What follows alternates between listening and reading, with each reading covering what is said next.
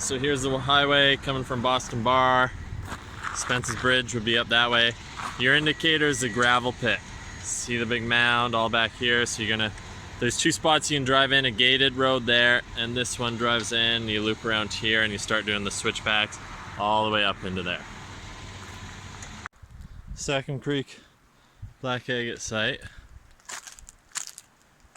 is a really nice one for the view. As soon as you turn off the highway, you drive 8 kilometers up. You'll see the gravel pit. That's your mark on the highway, the old highway that used to run towards Spence's Bridge, Boston Bar area. So I think the turnoff where the gravel pit is about 15 minutes shy of Spence's Bridge. I'll mark it for you in the video somehow. So you walk along the slopes here. You got to go park just before the 8 kilometer marker. I'd say like 100 feet or 200 feet before, anywhere in there. And so the road is down here, the forestry road. You need something with clearance to get up, but it is a pretty good road after you get up past the first kilometer. And so you just scour the slopes and look through the float for the agates. So all throughout here you just wander around and pluck the agates. They're all red skin agates, like black agates with red rind on them. I'll show you some in a moment. There's a lot of duds up here too, to be honest, like calcites and almost like microcline quartz kind of stuff that no one really wants. So let me show you what some duds look like. So there's zeolites too, but the red skin, let me show you the nodule you're looking for. I've got some of the nice ones down in the truck, but just to show you, this is the red skin agate. So when I chop that open, it'll be black inside, hopefully.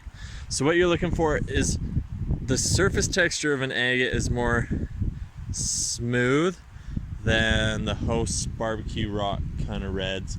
And the red is also a bit brighter on the agates. So they're all rolling down from up top here in the hills. And so that's why you pick them up in the float. If you want to walk all the way up there, you can hammer them out. As you're driving up the road, you know, up the road, you'll see some of these embankments are more red than the others, hence the red skin. As they take the cast of whatever the host rock is. I don't know what causes the red in this, maybe iron. But the blacks are nice and translucent. Most of, like I said, the whiter, opal-y type stuff too. There's a bunch of varieties of junk stuff. They're not really worth scouring and picking up. So let me hop down here and I'll show you what it looks like surface picking as you go up. So this is what I mean by like barbecue rock kind of stuff. A lot of it looks very porous. And what we are going for is a more vibrant red. So here, this red is maybe an oranger hue, but the reds are different in the actual agate nodules. That's a pretty low grade agate nodule. Probably going to be zeolite inside this one. But you can also see the surface texture is smoother. So it's got a bit of a different luster than the host rocks throughout. Let me keep climbing here. I'm in a spot that lots of people have walked through, so it's definitely been overpicked. The more elevation you get, the closer to the source you are, and the less people that have wanted to hike that high to dig them.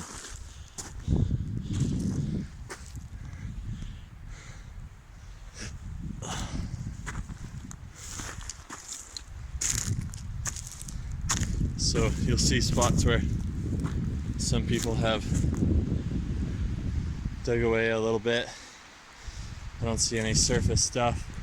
So you can meander horizontally along the hills if you'd like to. Okay, here we go. Not a big one, but this will give you the colors you're looking for. See how we've got reds, you know, there's a red, but those two, the reds are gonna stick out, and it's tough for me to describe obviously because it's in video format. But this is what I mean. See how it's white inside? So that's just our common opal. Now the back end here, right on this bit, turns to agate, but it's still nothing more than tumble variety, and even then these don't really, the common opal doesn't tumble that great. So here's another one, but that's a dud. So what happens a lot up here is you get sheets of the agate. So we have host rock in between like a sandwich, agate on top, agate on the bottom, and it's maybe a millimeter of agate as a sheet. So those are almost worthless. You can't do anything with them. This one I'm gonna keep. So it still has a bit of a porous nature, but the surface has smooth spots that create a different luster. So the volume is just different. So those are your key indicator kind of things. Here's another one of those sheets of agate. So you can see the red skin on this side and that side, and our agate sheet in between, but that's really just worthless. There are also green skins up here. This one's just filled with calcite, but this one has agate. They're tiny, but we're getting closer to our source cliffs. My slope, 45 degrees or so, all the way down. I've been hiking a while, so be ready for that. So as we get closer to the source here, I'll flip the camera back on for you. This one, not necessarily red skin, but you can see that it is a nodule. So these are taking casts of air bubbles, right? When gas gets trapped in the magma and cools, the gas bubbles are trapped and eventually they fill in with a siliceous solution that creates an agate nodules over time. So the other thing you're looking for aside from the colors are these ball-like shapes. There's another one. Again, the more roundish look to them.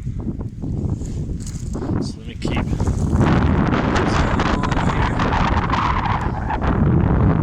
There's a little guy,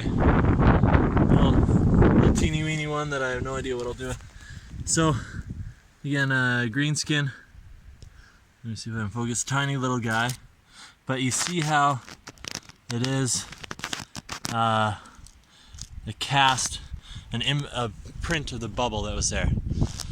There's going to be a lot of chunks of them. Right, there's some more right in there, green skin, but I got the red identifiers and I got another one underneath it here. But that has mostly host rock. There's a little bit of agate there. Can't do much with it. I'm going for the nodules, for the things that might tumble well or that I can cut. So you'll also see things like the insides of some of them, right? You can see the circumference of the agate on the top there, and then the crystals as they grew inwards towards the center of the cavity. So let me keep walking through here, giving you a good view of what you're looking for. I'm just going to sit down and show you this one. There's another chunk of that seam, but we're just looking at common opal, and it's got too much inclusion, can't really use it. It's fun finding the little bubbles, rock bubbles, you know? Those are the cooler agates here. There's another half one, so that one's got some agate in it. And just for the sake of moving on, look at that. So as you get higher and higher in your elevation, you get closer and closer to them. And they start becoming significantly more abundant because most people just don't want to hike this high. Here's one with common opal, but it's solid enough, it's kind of cool that it might look okay tumbled. Right, there's another agate we can see into. Common opal exterior with some opal-y agate mix in the center. So you see I'm just taking a few steps every time and I'm plucking them now. That's what happens when you get, again, close to our source, right? Like I said, they're all dropping out of this rock face. So I'm guessing once I get up there, I can probably chisel them too. All right, so now that we're actually up at our rock face here, let me show you what's down there. So the road, my finger right there in front of my fingernail is the road. So you gotta come all the way up, and it's an incline, right? But it's not dangerous, you know, the ground's not gonna fall from underneath you. I wouldn't make the trek if you were pushing 80 years old or anything, but once you get up here, they're abundant. Like I was about to show you, here's one of the big ones. This one was just on the surface. And let me get down here into the seam that they're plucking them out of.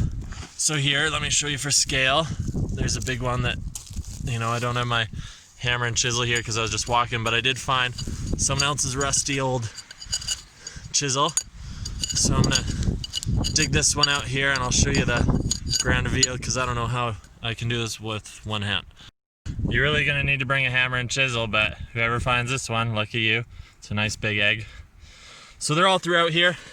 As you go through, there's another, there's little pieces scattered throughout. There's another big one, right? That's just the surface of it. So they're all throughout here. You can see where people have undercut the bank, and there's more dig spots as you keep walking. Even if you don't feel like chiseling, if you can make the walk up, your surface pickings just get bigger and bigger up here. So I would say if you come to Sackum Creek, you know, I've walked the first 2 times I was at this site, I just walked down low all throughout down there, and I found some as big as potatoes, but they're hard to find. Here it's actually pretty abundant, and that's all there is to it, folks. Good luck digging. Let me pick some more. Let me actually meander over here without falling because it's a bit slippery. So I'll show you all in here. You get agates. And the beauty is some of these black agates are fortified, meaning banded.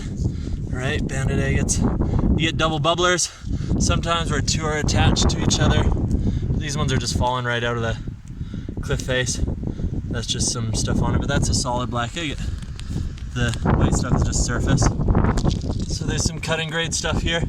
I'll add a video in of what we do with them. My cutters overseas facet them, and I'm about the only person faceting BC agates at a mass production scale.